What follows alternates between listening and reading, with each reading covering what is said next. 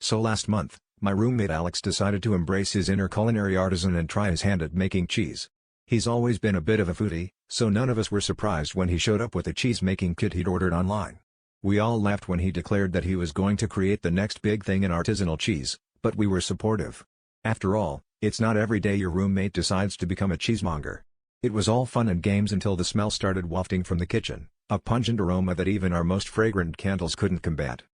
At first, the cheese just looked like any other science experiment gone wrong, lumpy, with a shade of green that no dairy product should ever have.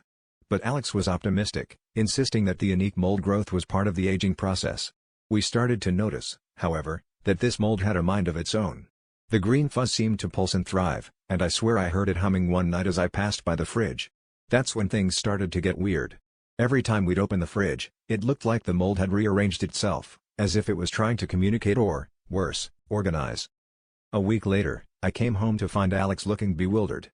"Dude," he said, pointing to the fridge, "I think they're holding a meeting."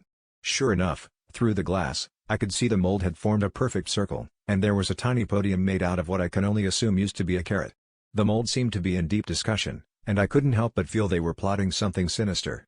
Alex and I decided to eavesdrop by placing a glass against the fridge door. That's when we heard it, a tiny voice, coming from what seemed to be the mold leader, asking for a vote on whether to evict the milk. The milk. Our staple for cereal and coffee. It turns out, the mold had formed its own little society, complete with governance and culinary critiques. As we stood there, dumbfounded, Alex muttered, "Well, at least they're not lactose intolerant." That was it. We burst out laughing, realizing our lives had turned into a bizarre sitcom. We decided to let the mold keep their meetings going, as long as they stayed out of our cheese. Who would have thought that Alex's cheese-making dreams would turn into a reality show in our fridge? It seems we've gone from roommates to landlords of a very niche, dairy-loving community.